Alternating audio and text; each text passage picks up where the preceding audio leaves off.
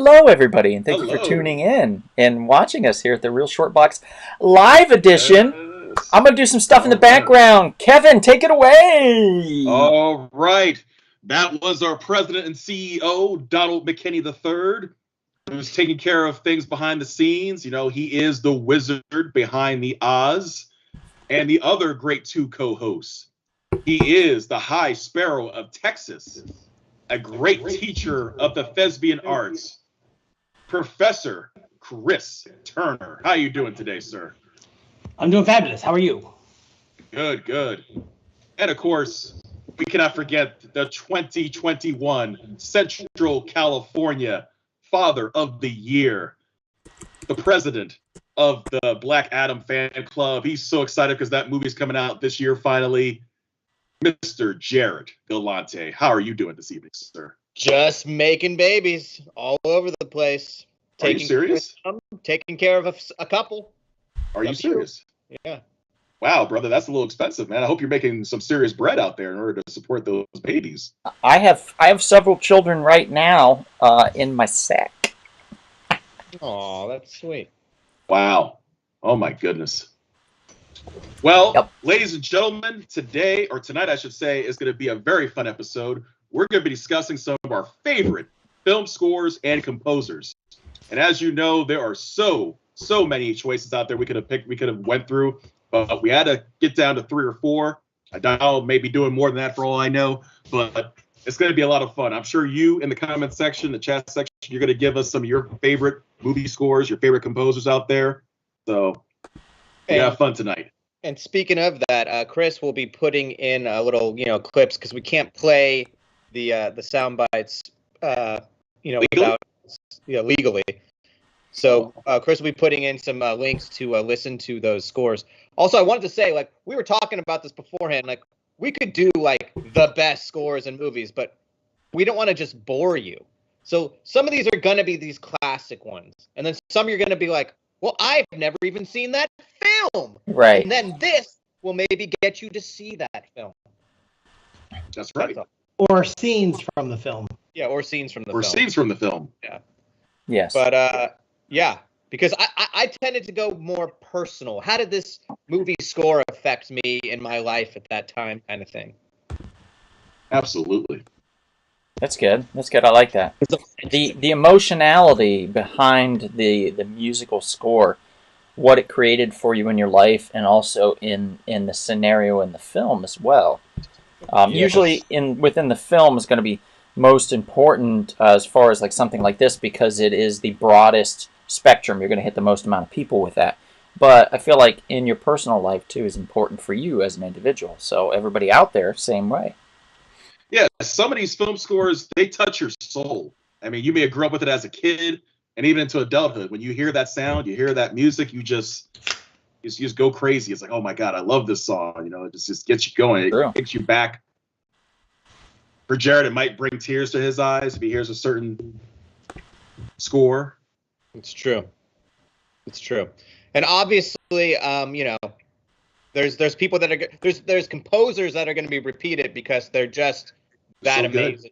Yeah, they're just that good. Surprisingly, the ones that'll get repeated are going to be probably a little more surprising for some people. True that. True, very true. Okay, going to our social media to share some stuff here. Yay!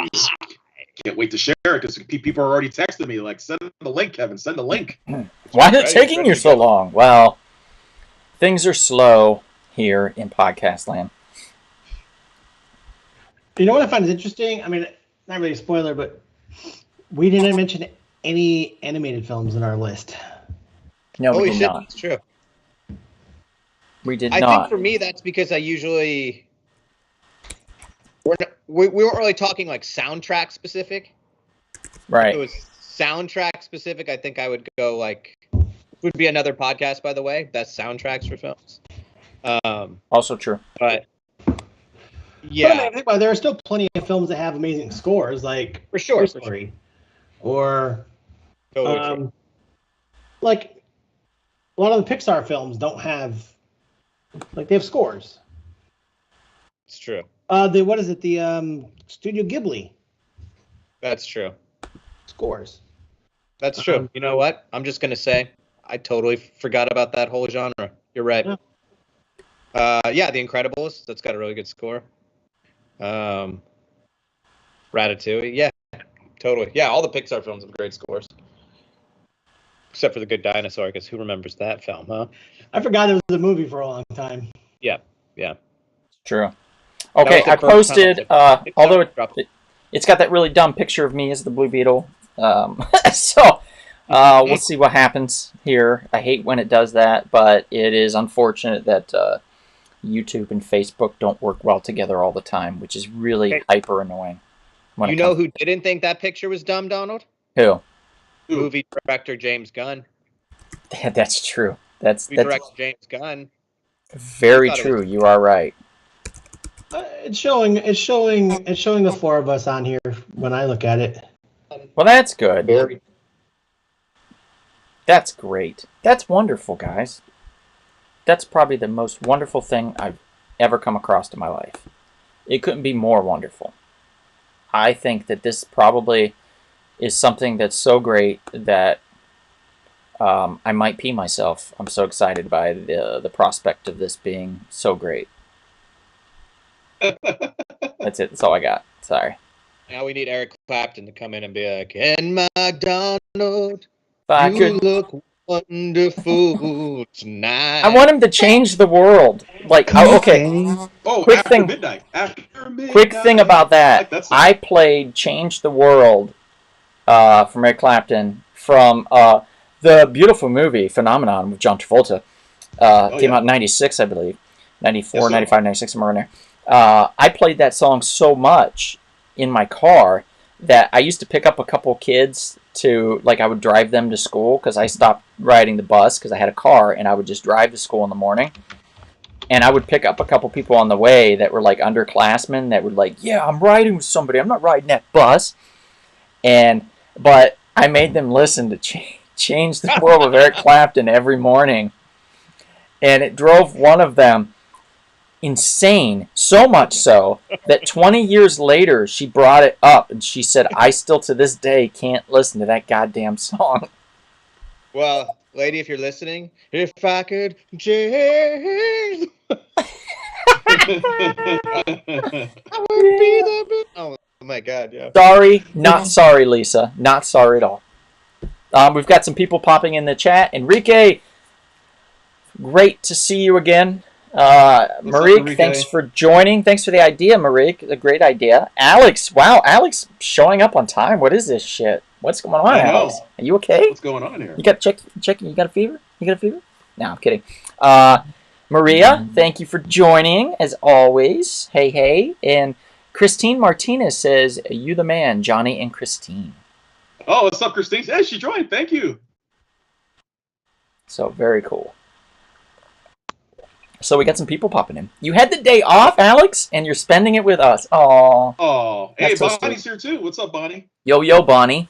What up? What to do? We're talking all kinds of fun stuff. We're going to be talking about scores, cinematic scores, basically in films that you may have not heard of or you might not know anything about, in what it created for you or why did it stick with you. And that's with us as individuals, what we're going to be talking about. And then what we're going to do is we're going to have the audience decide which one's better. So basically, we're going to take one of Chris's choices and we're going to pit it against one of Kevin's choices, and then the audience can decide which one's better. And then whoever... You didn't tell me that. Yes, I know. This is a surprise. And whoever loses has to slap themselves in the face. And not just like that. We're talking like come across and slap yourself hard. So I want to see some good slaps out of the four of us here tonight. So like one of those competitive slapping contests that they do, where they stand. Oh, okay. That's some of the funniest stuff I've ever seen. Like in Russia, they have these crazy slapping contests. It is hilarious. Hey. Yeah. What? My mom and dad are here. Everybody say hi to my mom and dad. Hello. This is McGinnick. Mr. Hi, Mom. Hi, Dad. Good to see you. Well, sort of. They can't comment, apparently, so they're texting me. So, Mom and Dad, if you... What is that? You print that out?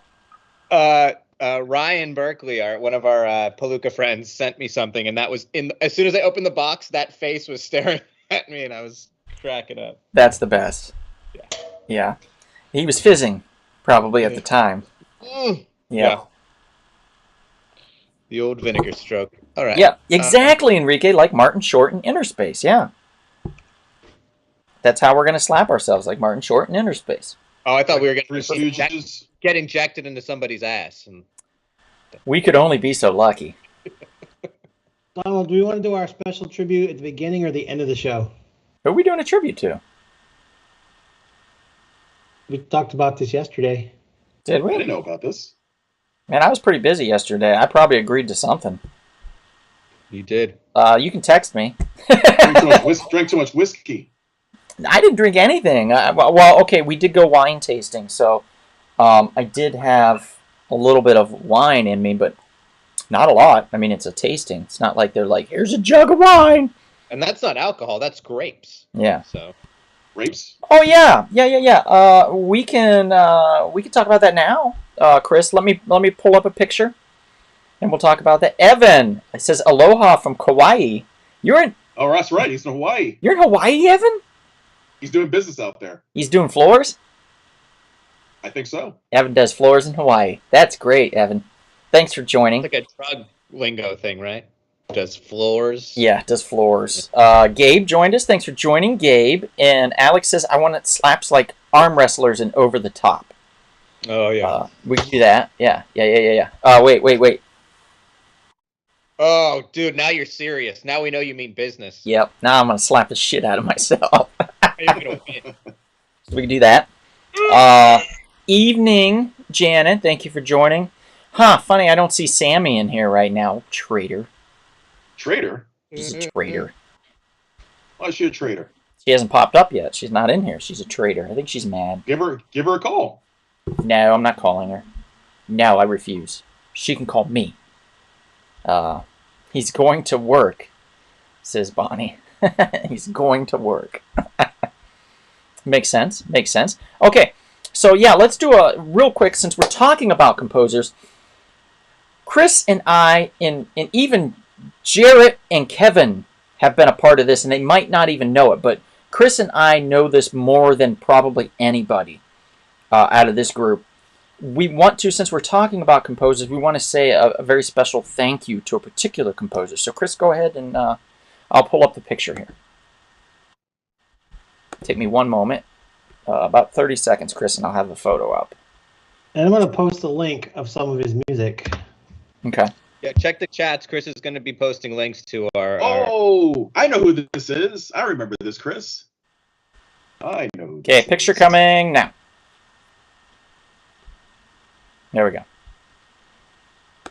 So this gentleman right here has shaped the history of online cinema.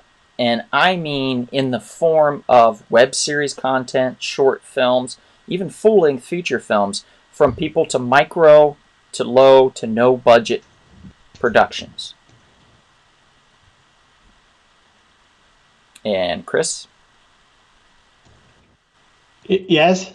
Did you want to talk about this gentleman at all? Oh, sorry, either you froze or I froze. I'm not sure which one was froze. So I didn't hear a single word you just said. Oh, okay. Well, I didn't mention the name. I just said that he's been very influential. Yes, his name is Kevin MacLeod, or Cleod. His company is called Incompetech. And yeah, he's probably heard on more commercials, TV shows, short films, indie films, and YouTube videos, and then any other like all the other composers combined. Like he is everywhere on YouTube. He is everywhere. Mm-hmm. In the indie film circuit, he composes royalty-free music, and as long as you give credit, Yes. He's down for you using him for whatever. I mean, he composes original music for particular Ford movies. Like he'll do. Well, you give credit, right? Well, no, yeah, but you can go, hey, can you make this, music for this movie for me? He'll do that. He'll do original compositions for particular pieces of work, but a lot of times he just composes and throws it out there. Yeah. Thousands of pieces of work on his site, Yeah, comptech.com. whole website just full of it. Where you can pull up beautifully done compositions that I love music, don't get me wrong, and I want to say I'm musically inclined because I sound brilliant in the shower. But outside of that world, I'm not good at composition. I can write, but I can't compose and add the background music to it and the flow. And this guy is just incredible at it. Kevin MacLeod, thank you so much. He's not related to Fox McCloud, by the way, Alex. I'm sorry. But again, thank you so much for all that you do for everybody that has such a small micro budget. In fact, we have played some of his music on here, and I will pull up a piece of said music right now so we can all hear it, because I've played it multiple times now, and no one probably even knew, and I believe it's this one. Chris, correct me if I'm wrong, but I'm playing it now.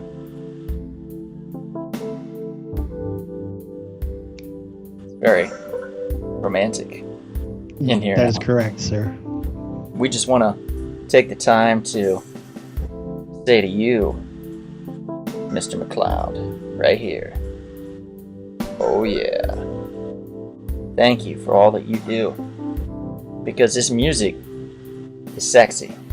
It brings the sex out of people. Kevin hugely loves this composer. Do I now? Big fan. Huge fan. Oh yeah. Okay, so that's part of what Kevin MacLeod does. So we pull up and we use a lot of his music on here even.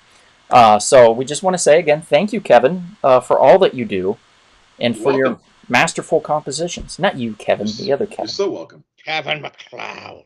Kevin!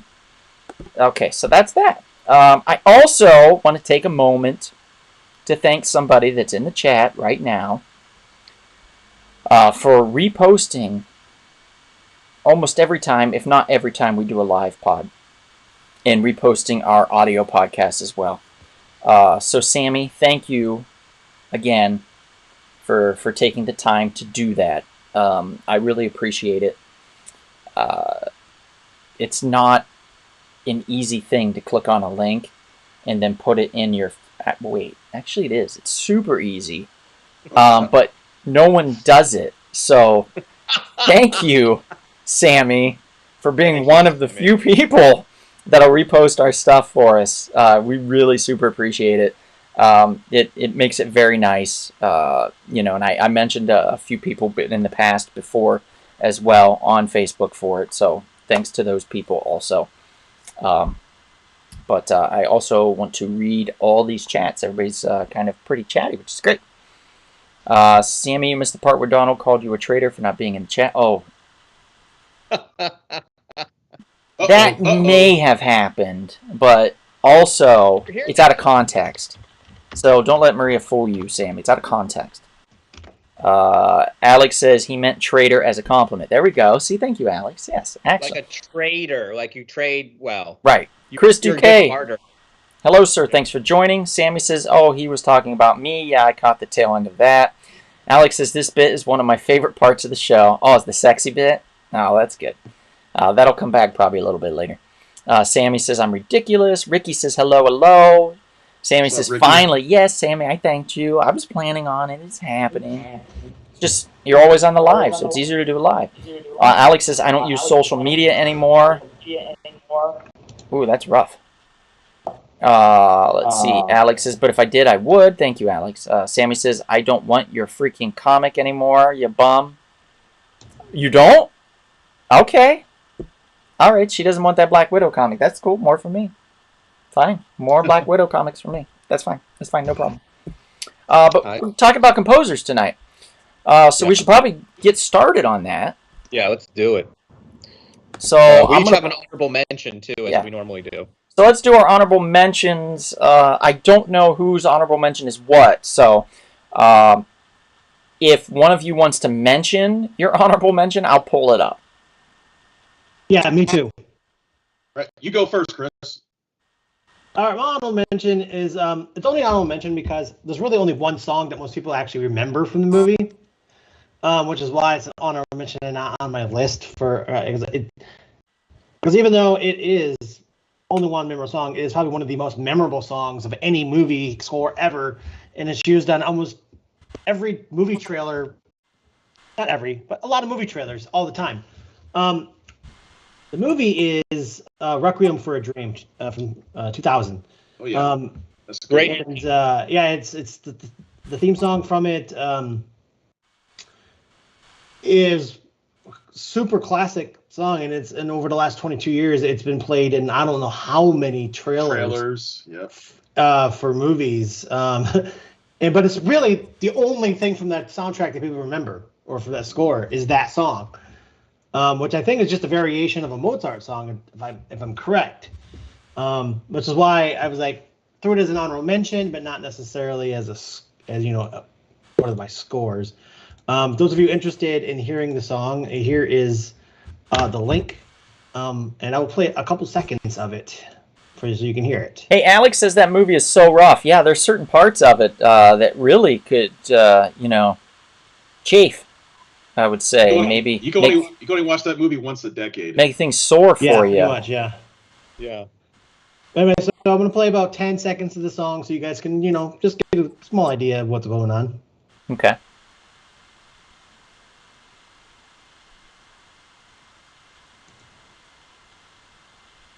I've never seen it, Alex. Well, I saw a certain part thanks to Kevin, but I.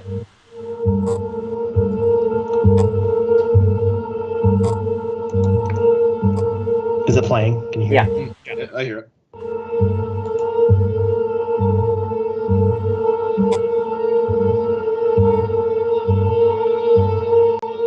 And that's all you're going to get. Okay. It's a cheery film. That's all I'll say. It's a really uplifting.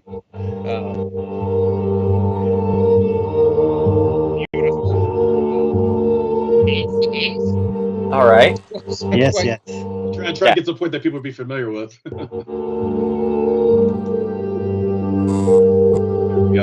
There we go. Okay, Right. got it. That's just a quick reminder. Everyone should have. I'm sure someone's heard that music played in some trailer sometime. Yeah. Speaking of, Alex says the movie he rarely rewatches also as kids, and he said he needs a wide gap. And Alex, since you're talking about wide gaps, there's a particular scene in Requiem for a Dream that comes to mind in that with just that thought. But we could talk about that another time. Yeah, Kids is rough, man. Kids is a rough film. Isn't like half the cast of that dead? Yes. Yeah. Oh, well, I don't know about half, but just a couple of folks. Folks, yeah. And then other people are thriving, like Chloe Sevigny and Rosario Dawson. Because they've killed the rest of them. Yeah. Maybe that's why. Can you call Chloe Sevigny's career thriving? I mean, she works pretty consistently. Yes, she does. Yeah. It's thriving. She works for Kaiser Permanente, actually. She's been thriving for a while. Nice. Yeah. I'll go with my honorable mention. Please do. And I'll simply intro it by saying, welcome to Jurassic Park.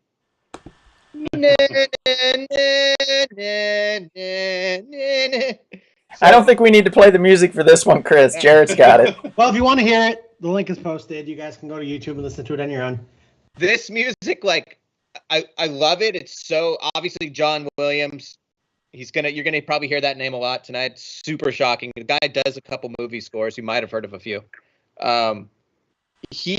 That song is so like the opening of when you see the dinosaurs. It's just powerful. It's so powerful. If you're in a theater when you saw that, you're like, oh my God, I am in Jurassic Park. Mm-hmm. But for me personally, it also I had to give an honorable mention because my first job when I moved to LA in 1950 was I did what do you call it? Like sampling and stuff like that. We did at Universal Studios. We didn't even work for Universal Studios, but we worked in Universal Studios. So every day I had to go in there and go down that huge elevator, if you've ever been to Universal Studios, to where they had the Jurassic Park ride, and that's where we did our surveys. And every morning I would hear, with such new rides as Jurassic Park, nah, nah, nah, like just blasting my ears out like every day. So it kind of scarred me and scarred my heart. Yeah, more important. I can see that. Oh, Otto Saber just popped in. Hello, Otto. I love your avatar. I believe that is the Black Knight, Dane Whitman there, sir. Correct me if I'm wrong. Nice. Let's see. Alex says, Kids was filmed near my neighborhood in Brooklyn. Yep. And Bonnie says, only an honorable mention for Jurassic Park.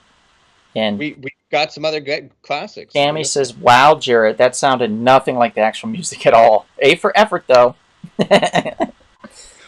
All right. Hey, Hakeem, thanks for joining. What's up, Hakeem? So, okay, so that's two. Kevin, what's your honorable mention there, sir? My honorable mention is a classic horror movie theme. When you hear it, you know what it is, and that is John Carpenter's Halloween. I mean, Go ahead and hum a ditty. You're terrified. You're scared. It's like, oh boy, things are about to get serious. Otto, I thought it was. Someone's about to be murdered. When you hear that. Well, I guess I don't need to play that one either because you're singing it. Yeah, that's true. Boom. Wait, isn't it like boom, boom, boom, boom, boom, boom, boom, boom, boom, boom, boom? Isn't that how it goes? I don't know about that. No. Do you know what that one is? Points to anybody knows what that is. It sounds like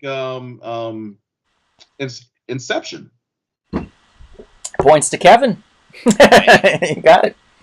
And John Carpenter's like one of the few rare people who scores his own films usually, yes. Which is insane. I prefer Big Trouble in Little China's score over Halloween's score, but that's just me. Well, that's what Jack Burton would say. Yeah. Yes. Marie got it too. She said that's Inception.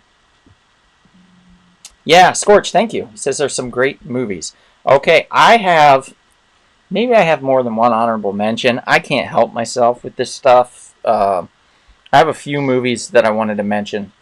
So I'm gonna just lay down the name of the band, I guess, that did the scores of multiple films. So I'm talking Tangerine Dream. And we can go with something like The Keep, which is Tangerine Dream. And I'm going to pull up a photo of The Keep. So we can talk about that with Tangerine Dream. We can talk about another one, which would be a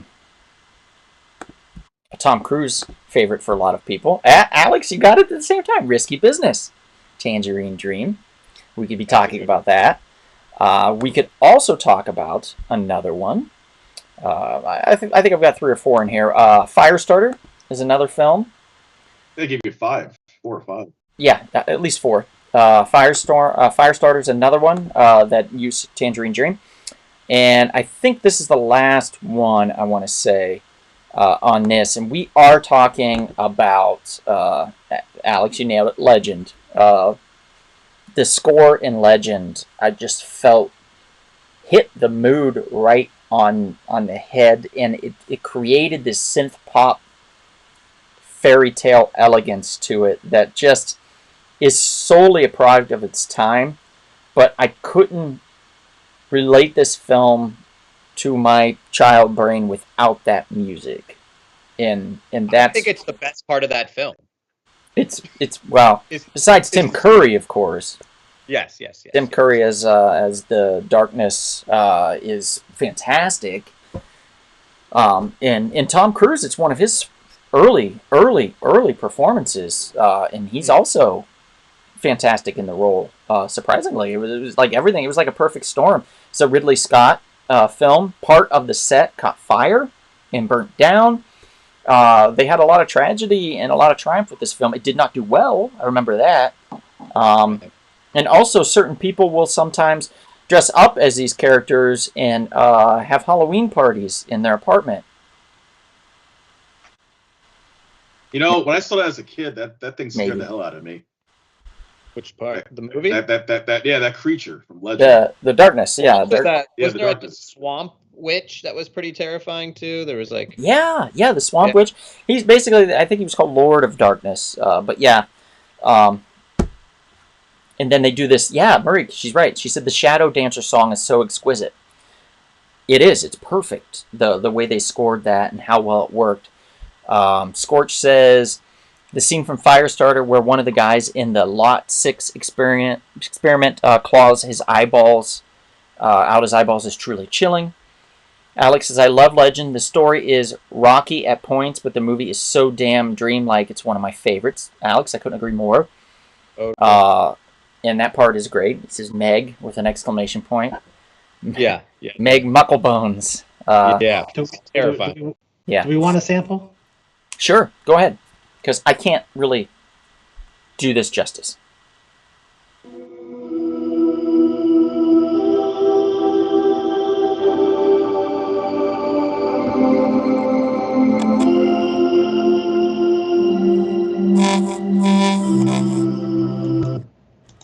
That was Yeah. the Unicorns theme. Yeah. That was when they were going up to the unicorn and they were playing in the creek and stuff like that. I just got sucked right back to the goth clubs. I just was right there again. So Legend. So that's honorable mention. So let's dig in to the actual choices that we have, and we'll go counterclockwise again. We'll keep going that route. So Chris, if you're ready, we'll pull up whatever you want to talk about. Sure. We're going to talk about one of the greatest rock scores of all time.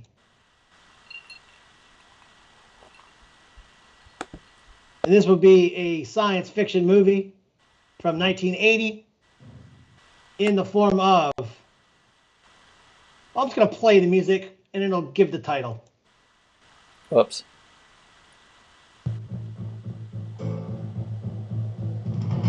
Oh, here we go.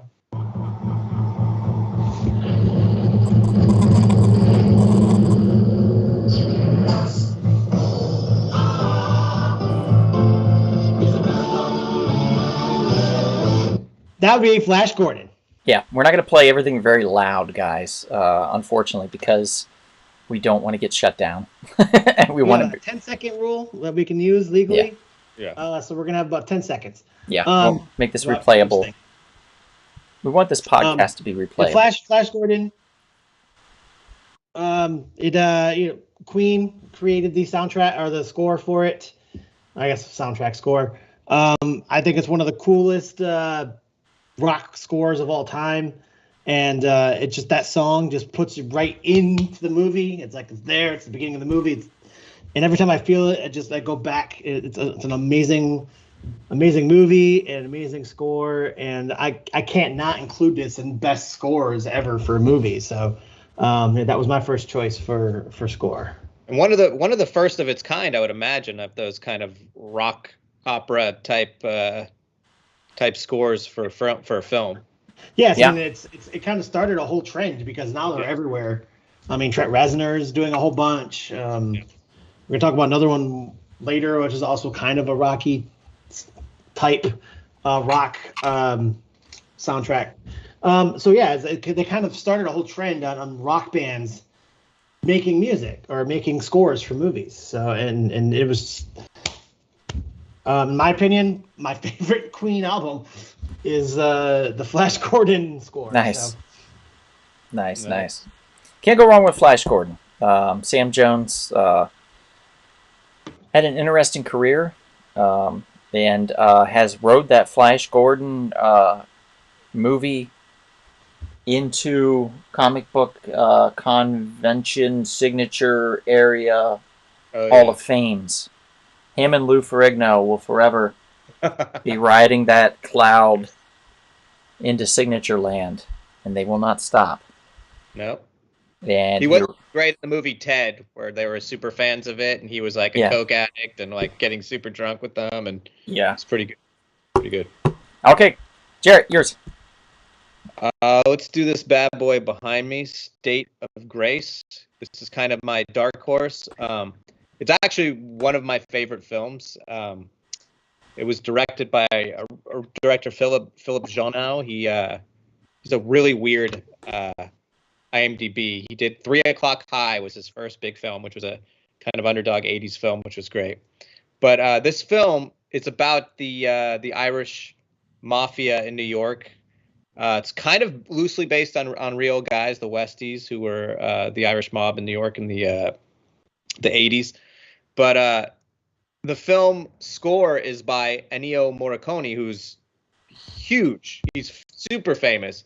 But this score is not on any of his like top 10 lists because he's so known for all the dollar films, the Fistful of Dollars, The Good, the Bad, and the Ugly. That's all Ennio Morricone. He will come up again. I won't say the movie that he's going to come up in, but he is a sensational composer.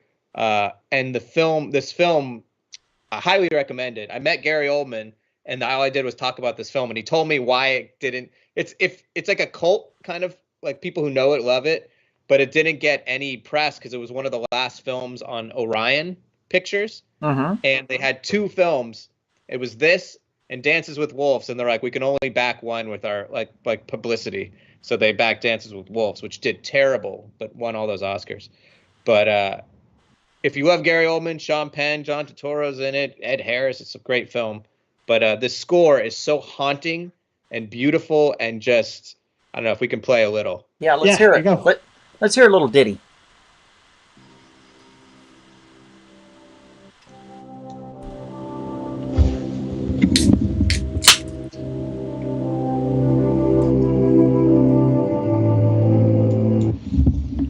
Yeah, it's once you see the film, the score is just it's a character in the film. It's a very dark movie, but it's got a lot of pathos, and that the score amplifies that. So highly recommend State of Grace.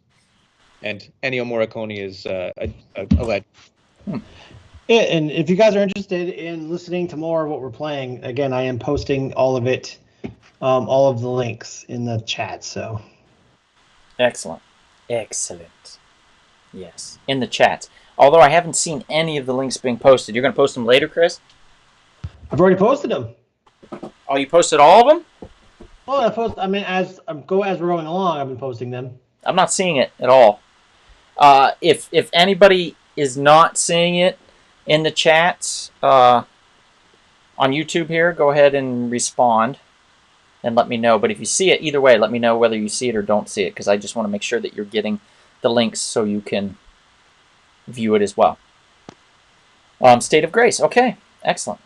Marique says, I'm not seeing them. Well, I'm posting them, so I don't know what else to do other than what I'm doing now. Okay. No links, says Maria. We'll try something different. Okay, so here's what we're going to do, everybody. Okay. Since Did it work now, or can we see it now? Is it working? I am getting a ton of no one seeing shit, Chris. Maybe YouTube won't let me post YouTube links in the chat. Maybe not. In that case, guys, we do have a backup. Chris is going to be posting those on our Facebook fan page for the Real Short Box. So if you have yet to like that or follow that, please do so, and we will post the links there. Alex, I'm sorry. You can maybe create a dummy page that says Balix and Cheetah, and no one will know it's you, right? And then you can read our things and respond and click on the links. I'm going to try something though. I don't know if I have the link, if it's going to work or not. So we'll see. But let's go to Kevin. Kevin, what is your first choice there, sir? It's going to be, who is the man that would risk his neck for his brother, man? Shaft! Oh, you're damn right.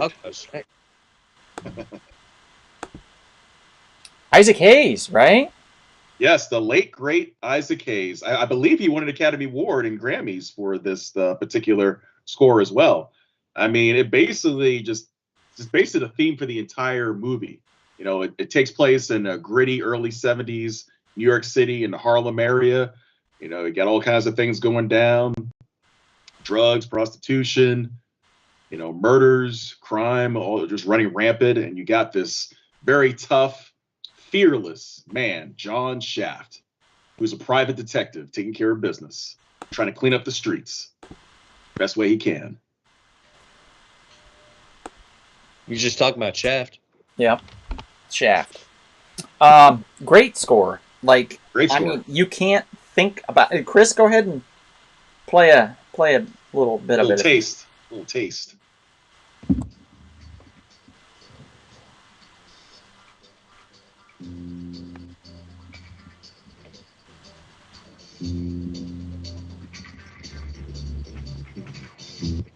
Sadly, it's about all we can All afford. right. That's all right.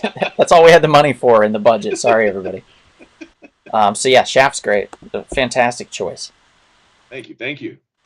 And I know Jared, it's one of his favorite 1970s movies. Yeah, I was born then. Oh, you were? Oh, wow. I was not born in 1970. No. Okay, But, I yeah. am going to go with one that I don't.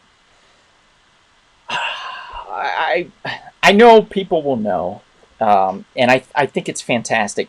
I got into an argument one time, and Marique, you may have been privy to seeing this at the time, with our mutual friend Marcus and I arguing over which Bernard Herrmann score is better. And I'm, in this specific instance, am bowing to Marcus's choice on this, although I still disagree avidly and quite vocally.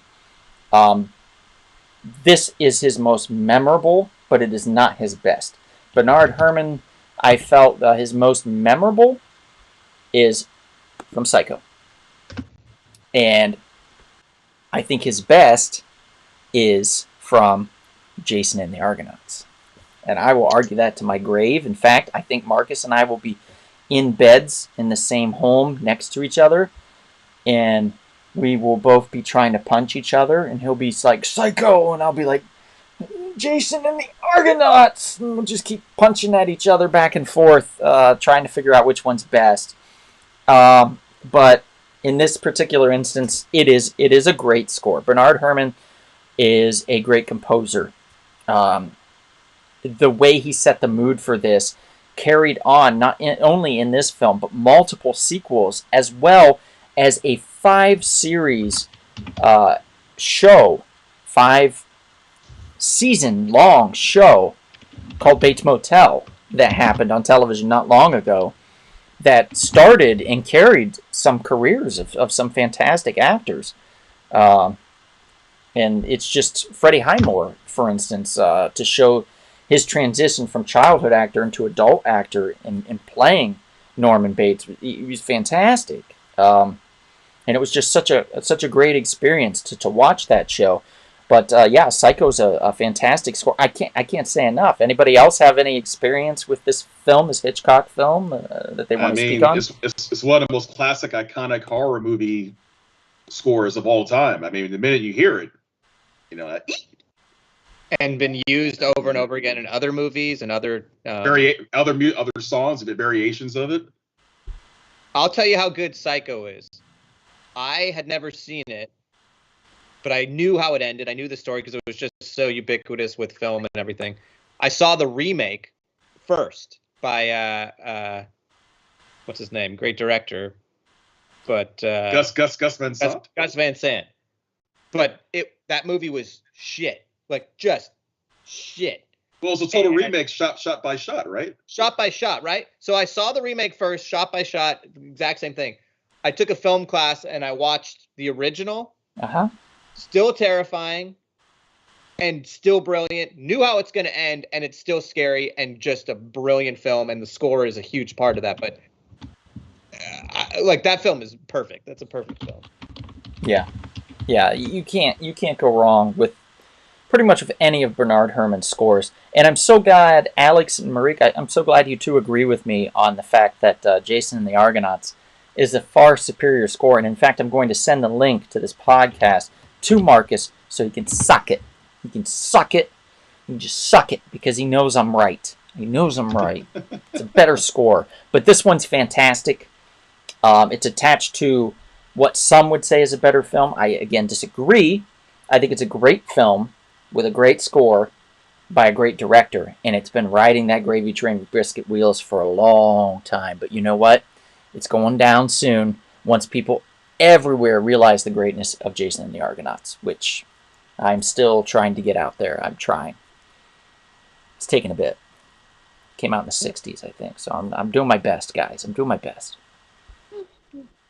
But yeah, so Psycho. So, here's what we're going to do. This round, everybody in the chat, which out of the 4 that we've talked about do you think is your least favorite? Now, God. after you've listed that, we'll tally it, and whoever has the least favorite score has to slap themselves in the face. I mean, I feel like I'm gonna lose. Like, more people have not seen this film. Like, it's just, I feel like I'm slapping myself already. Like, Well, but the people like you, Jarrett. The people like It's possible, Jarrett, but look, listen, the next couple of rounds, I'm in deep trouble, and you should know this. okay. So I'm going to be slapping myself, I think, pretty hard, too. So, Yeah, I've got some savings coming up. Yeah, that's true. Uh-huh. Okay, so guys in the chat, if you want to post what you think is your least favorite score.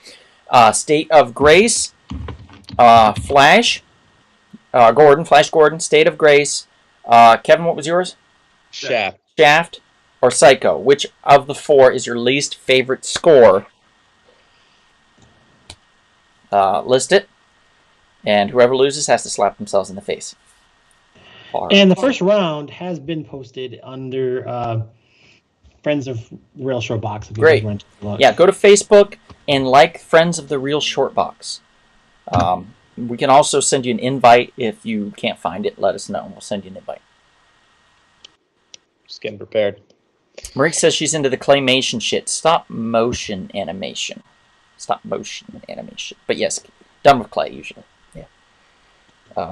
Alex Chris, says you might be in trouble. I've seen Jason and the Argonauts probably like 20 times. I've watched Psycho once. Yes, I know, right, Alex? And they are two very different movies. Replayability is going to be Jason and the Argonauts. Okay, so let's see. Alex says Flash Gordon least favorite. Wow. Hakeem says State of Grace. Sammy says slap yourself, Donald. Psycho's your least favorite, Sammy? Come on. Alex says the movie is so awful I can't enjoy the music. He's talking about Flash Gordon. And Marique says Claymation Man. So it sounds like a 3-way tie. I guess all 3 of you have to slap yourself. Right now. I heard 2 for Flash Gordon, though. Did you? Yeah. Oh, boy. Poor Chris. I only see 1. Yeah, I only see 1. Just somebody talked about it twice. Oh, State of Grace. Same person. State of Grace again. Oh, boy, we you're got in trouble. Jarrett, you're in trouble. We've got 2 State of Graces. All right, we're going to wrap this up here.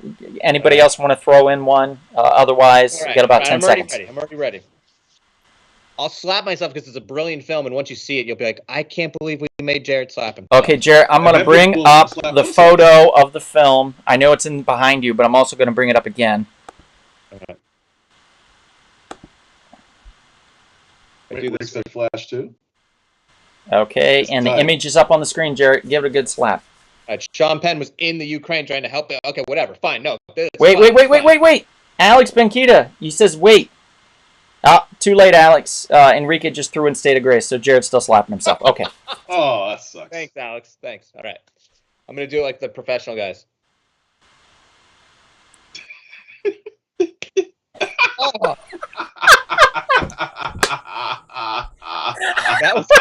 That was actually as if another person just hit me in the face. I'm kind of mad at myself. Or my. You know what? That's a great reenactment because that's exactly what they do before they do the slap. You're absolutely right. They time it. They place it to get the position right. Right. You're absolutely right. I did it. Well done. Oh, man. Okay, next round. Let's do this. We gotta get moving on this. Okay, Chris, your choice. All right, sorry. Give me a second. Sure. All right, so I got the first round of songs, or the first round of scores put up on Facebook. I have not had a chance to get all our Honorable mentions. honorable mentions up, but I All will right. get those up before the thing is over, guys. Round two, we're going to talk about a nice little cyberpunk movie from the 80s. This is it's a nice little ditty called Blade Runner. Yes. Vangelis, right? Vangelis, yes. I'm not a huge fan of the movie, but I love the soundtrack.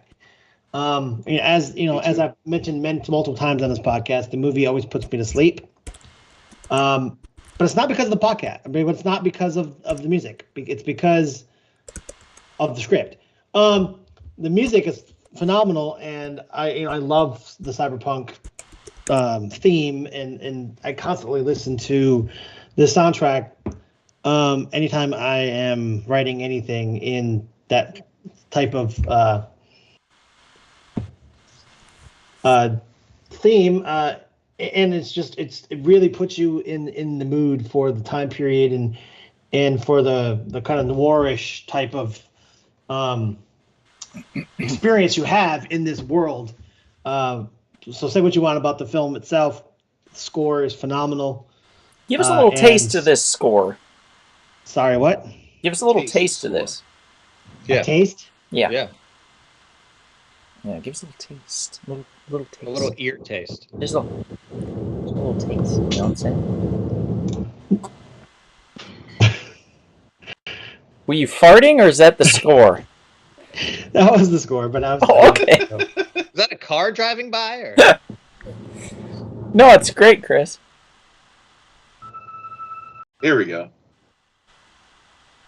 Okay, so I will admit, the part where Rutger Hauer is discussing about the fleetingness of his life and the futility of it all, Powerful scene. is in the rain when he's talking. It's amazing. That's I powerful. 100% will say, perfect, Chris. Stuff. We got commercial. I will say, if it wasn't for Rutger Hauer, though, we wouldn't be talking about Blade Runner right now. We wouldn't. That's right. We just wouldn't. Harrison Ford's fine. He's quite competent. And it's so funny how it went in the acting world, but he is no Rutger Hauer. No, he belongs in a museum. Yes, he does. Right now, anyway. He's old enough. He definitely does. Alex. Vangelis also did Chariots of Fire and Midnight Express. Those are also great scores. Okay. Chariots of Fire is huge, yeah, for sure. Kill. Cha. Kill. Oh, wait, no, that's wrong. No, wrong one. Okay, gotcha. That's actually Harry Manfredi who did that one. Whoa, language. Jarrett, your choice. Can you see my background? I can't, so just... I see it. It's a man who can fly. It's the man who can fly. Superman by John Williams. Yeah. Garrett's not slapping himself this round, that's for damn sure. Yeah. You want to play some? Yeah. Well, hold on. I'm getting there. Thank you, Alex, for agreeing. You get a star. All right, here we go. Little Superman. Try not to feel inspired. Here we go. Like, rip your shirt open. That's all you need. Yeah, rip your shirt open now. Rip your shirt open. Come on, Jarrett. You got to... The dog. So, one of my most vivid childhood memories, and there's even a photo of it, is my parents and we went to a wax museum in, I think, Orange County or possibly somewhere in Los Angeles, when wax museums were wax museums, like when they meant something. And there was a Christopher Reeve Superman set up, and it was as if you were in it was a really in-depth one. You were in the Fortress of Solitude, and I'm standing there, and I'm already a comic book kid. I'm probably like 7 years old, and that music is playing, and I remember looking up. There's a picture of me like this, looking up, like that music made me think I could fly. I was so in that moment and inspired, and like my fantasy world was like imagined. It's such a powerful score for that, and a great film, obviously. But yeah, just John Williams just knows how to like get under your flesh and just make you go like, you can do anything. So thank you. Don't do drugs. Ricky, John Williams. I did say hello, so hello to Ricky, and I did not take note to Evan saying he was laying wood in Kauai. So Nice. lots of interpretations on that one, Evan. So hope Laying you're enjoying wood, yourself. Nice. So Uh, yeah, that is my go. That's my second pick. It's a great pick. It's a great choice. Kevin, you have a next one? Yes, sir. This is one of the best songs to have to inspire you when you're working out. This is one of the songs you want to listen to get you to do an extra push-up, an extra bench press, to run a little faster, a little harder, and that is Schindler's Score. Gonna Fly Now by Bill Conti, the theme to Rocky, the first Rocky movie. So it's not Eye of the Tiger. Let's be clear, No, everybody. that's Rocky 3. That's Rocky 3. It is not. So, Chris, play a little ditty of this so everybody knows. No, it's not You Got the Touch from Transformers, although that is an amazing song. That's a good one. That's a good one. You got the power. Yeah. Grammarly? Oh, that Grammarly commercial. I was like, Great that's theme, Kevin. Excellent choice, Kevin. The fuck? Come on, we got to hear it. We got to hear it. We got to feel it. All right, here we go. That's not it. That's Rocky 3.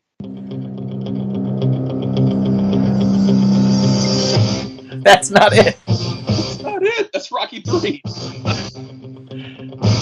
All right, okay, let me try this one. Hold on. Okay. That's going to be hard, Kevin, because no one cares about the score for Rocky. Really? Are you serious? They only care about that song, my friend.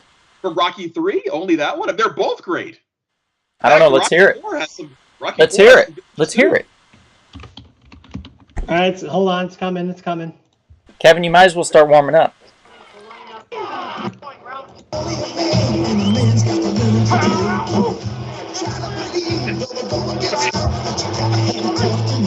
Isn't that Karate Kid?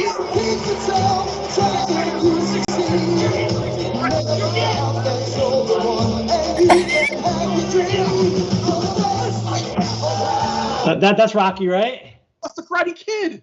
Are you sure? Oh, we have fun here. Well, I'll tell you what. All right, here we go. Here's Rocky. I swear, it's Rocky. I can't lose this round. There we go. Kevin, you don't have to worry. Just based on my choices. There we go. Come on now. Oh yeah, there's that. Ba-na-na-na-na-na. Yeah, Yeah, that's Shadow box. I mean, come on. okay. So meat is meat. now the song that'll get Donald slapped. Okay. Here we go. I'm in for a real beating, guys. So I have a couple choices here that just hear me out, guys. They're not like huge by any means, but I want you to know how much this particular film means to me. It is in my top 10 favorite films of all time. It is based on a Parker Brothers board game. It does have, this is another film, 2 films now I've discussed with Jumanji. No, not Jumanji. No. With what's his name? Jesus, why can't I even remember his name now? Tim Curry. This film is a phenomenal murder mystery comedy.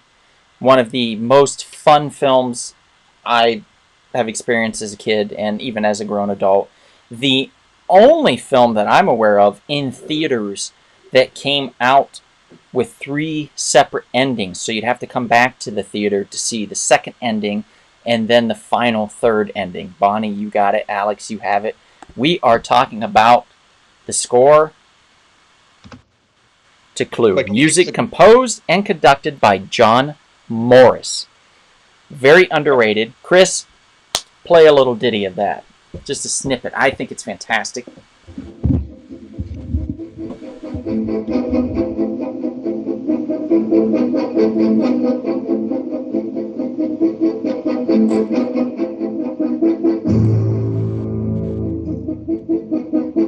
Let it go, let it go.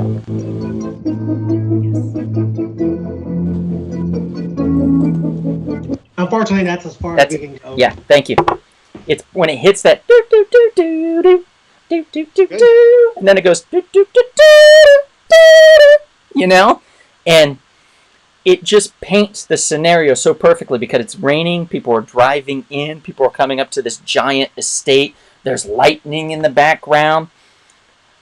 I can't think of a better score to a murder mystery comedy. And I know there's not a ton of them, don't get me wrong. But, like, this just paints the picture so eloquently and so perfectly that I think John Morris just, they pitched the ball and he just knocked that son of a bitch right out of the park. It is a fantastic score to a hilariously fun, clever film based on a board game, guys. The only actually semi-successful one that got better with age. They created a shadow cast in Los Angeles that would perform the movie down the aisles while they played the film up on the screen at the New Art. Yeah, I remember. Yeah. They did it for like 5 to 7 years, something like that, and I would go every freaking year. Love it. We've got some comments. Alex says Clue. Bonnie says Clue. Great choice, brilliant score and soundtrack. It's both ominous and whimsical. That is perfect, Bonnie. I love that. So you might not be getting slapped, dude.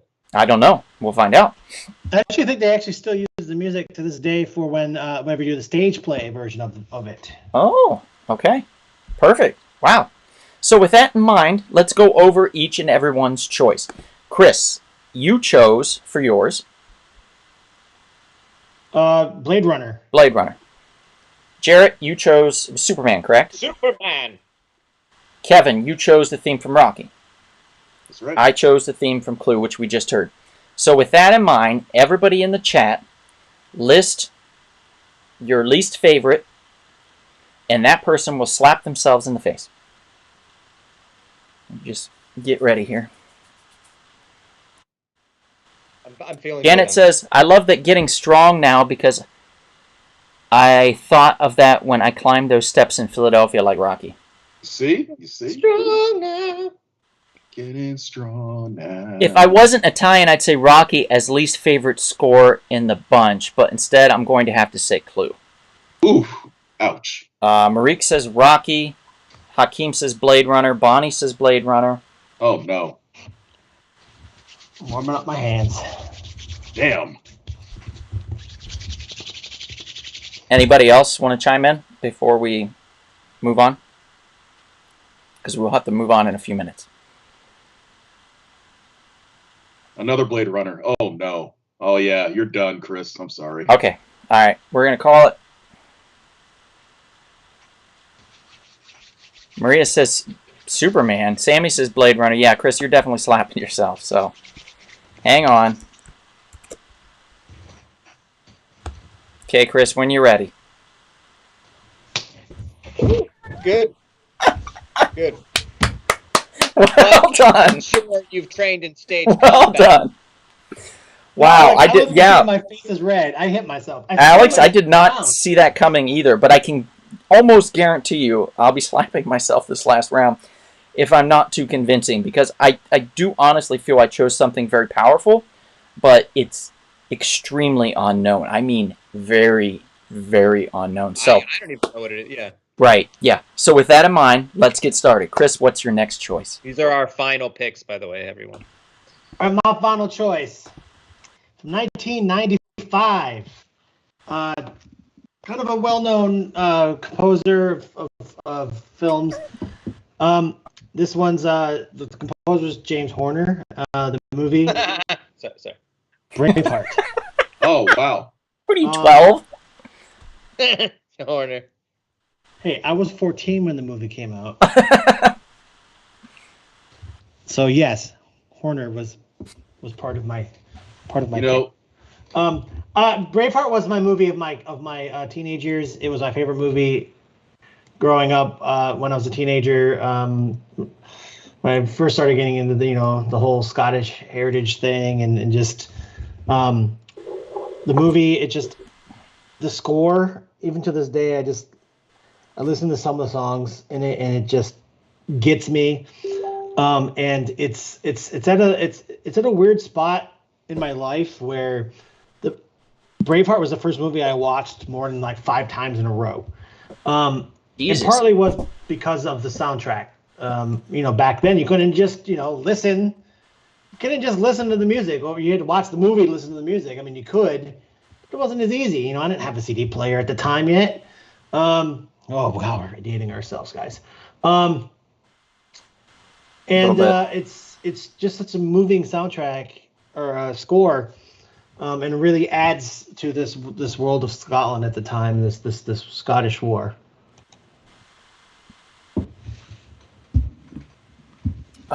Play a bit. Is this on? Can you hear me? Yeah. I can hear you. Most powerful scene was when he yelled freedom and the axe was coming down slowly. And then you saw his hand just release the little towel that he had in it or something like that, the little rag. Chris, are you playing? I'm going to in one second. I'm trying to. Okay. Let me just preface this by saying that William Wallace didn't do most of this in Braveheart. It was actually a gentleman called Robert LaBruce. Yes, Yes, that's true. That's true. Robert the Bruce. And Chris and I got that hit over our heads on our tour in Scotland. They wanted you to know it was not William Wallace. They made a sequel to Braveheart, kind of, but not really. They brought the same guy who played Robert the Bruce in Braveheart to do a movie later on in his life as Robert the Bruce. Really? Yeah. Huh, I did not know that. Yeah, the actor's name is Angus McFadden. I know that name. Yep. He was also in Saw 3. And 4, actually, part of 4 too.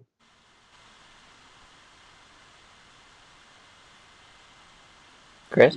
Here we go. Sorry, I was getting through. That's okay. Just want to make sure.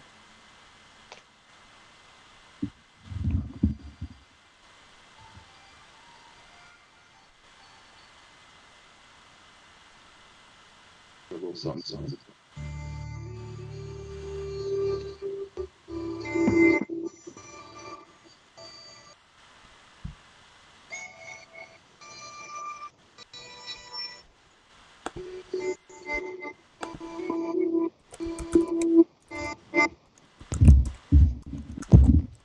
And unfortunately, that's as far as we can go.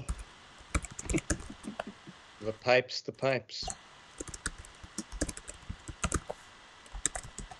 Okay, so with that, let's move on to Jarrett's choice.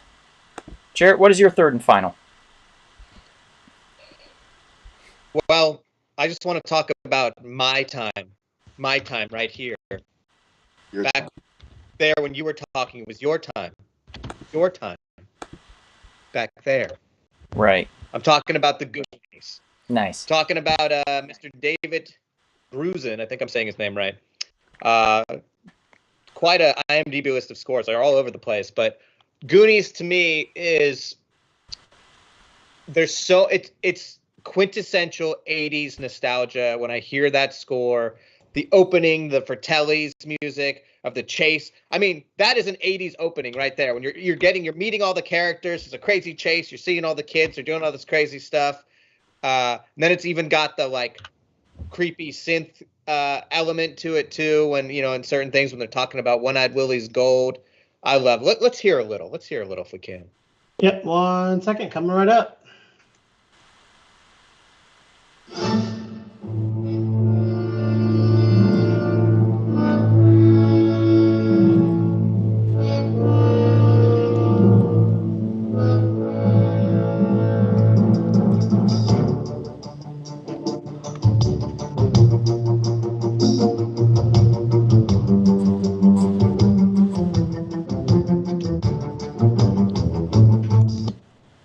Yeah, that opening scene with the Fratellis Yes. escaping from prison and it's going through the So town. good. So It's good. so good. Yeah. Yeah. I love the Goonies. One of my favorites. And And the score. Chunk playing video games and seeing it and then getting up against the window and smushing his shake and it's squirting up and I'm going, shit. That just set the tone for the entire film. And for some reason, the Martha Plimpton character, like dipping her head in some bucket of water. Yeah, getting out a crab. Like, what? In the docks. Like, what? Yeah. But I love it. Yeah, that movie makes me so happy. The score makes me so happy. I love that movie. And there was a 100%. Goonies 2 on Nintendo. Yeah, one of the hardest and most random games. But it would play a Nintendo version of Good Enough by Cyndi Lauper in the background. Like an 8-bit. It was awesome, yeah. And your weapon was like a yo-yo. Yeah. Too cool. All right. Kevin, your last choice, sir. Well, this is an interesting combination of two artists, two musical geniuses working on this album. And that is Danny Elfman and Prince, the 1989 Batman score and soundtrack. Yeah. Elfman! I mean, Prince, you got Trust, Scandalous, The Bat Dance, and then, of course, you have that classic Danny Elfman score when it comes on. Now, yes, there you go. You got the Michael Keaton Batman toy in your hand, it looks like, Mr. Donald. Michael Keaton! What are you talking about? I don't have anything in my hand. Am I crazy? I see you holding like a Batman in your hand. That's my penis, actually. No, it's not. I get excited. I'm very sorry about that. Don't say that. No. You said Batman, right? Yeah, it's the Batman. Can we hear a little?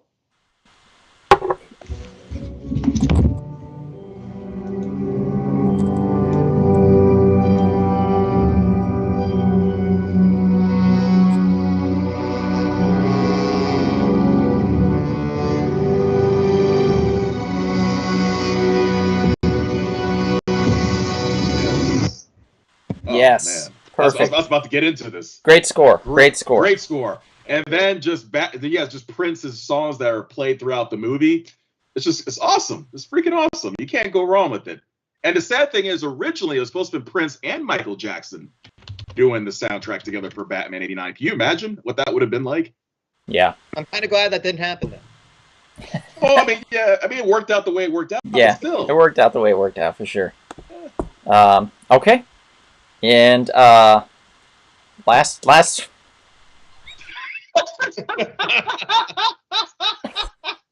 So let me preface this. I saw a film that came out in the late 80s, I believe early 90s. It starred Bruce Campbell. And it also starred Bill from Kill Bill, which is terrible. David Carradine, thank you. At this time, David Carradine was a raging alcoholic. He couldn't put two sentences together quickly. He would have to pause to remember his lines. So this film is not an amazingly done film, but in the words of one of the co-stars, Bruce Campbell himself, Ash Williams, this film did not get released. It escaped. And when he went to a screening of it and the score started out the film, he said out loud, "We did not deserve this." And after seeing it, I'm 100% behind that idea. They did not deserve this. And I had another choice for a film. I chose originally. I had The Hateful Eight with Ennio Morricone. Yeah. And I could have gone with that, and score. I could have gone with that and been safe. I think a Tarantino, Hateful Eight, Morricone score it's fantastic. It's a beautiful score, but the thing is, I feel, and I will argue, that this score is quite possibly just as good. And it's just a rare treat to experience this. Richard Stone is the composer, and the film is called Sundown, A Vampire in Retreat. It is a very unknown film, guys. But, Chris, if you can play probably the whole goddamn thing, no one's going to care.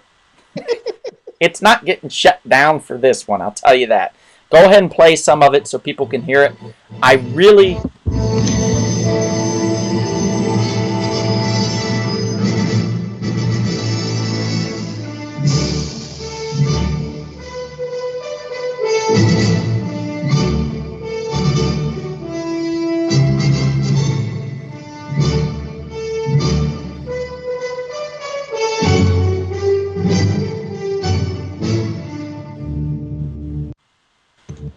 That is a good spot.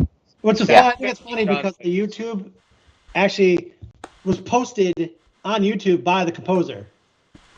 Right? This is a guy, the composer, that was in love with Westerns at the time. Yep. And finally had his chance to show what he could do with the material, like when given the shot to do so. And I feel that he really knocked it out of the park. I can't argue against this film.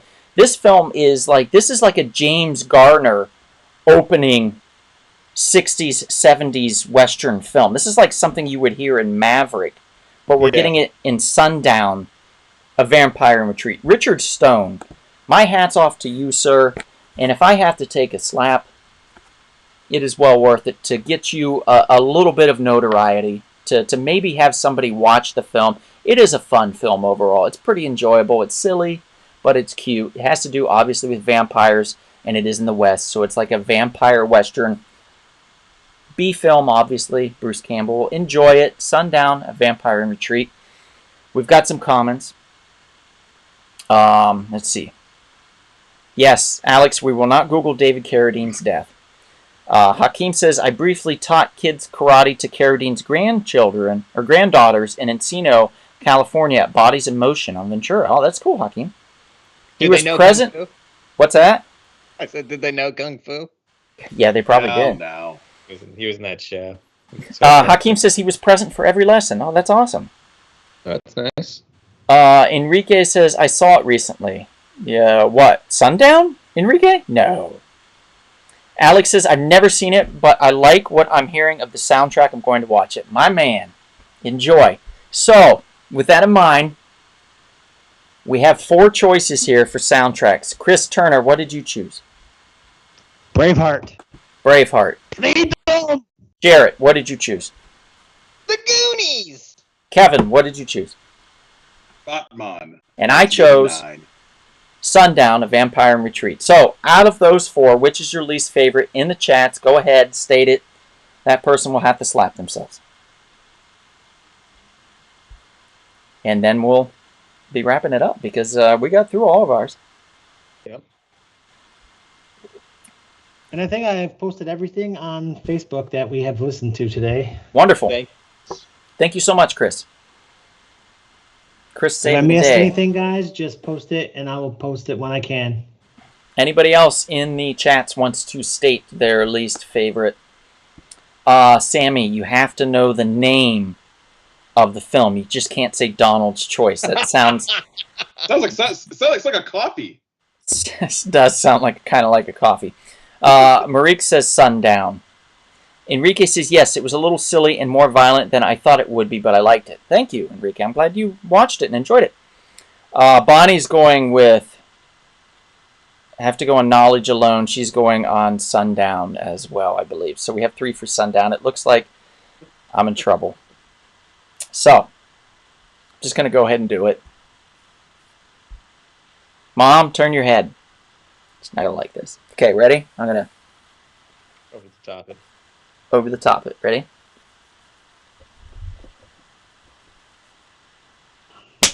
Ah! Okay. No one could say I didn't hit myself, because you could hear it very clearly.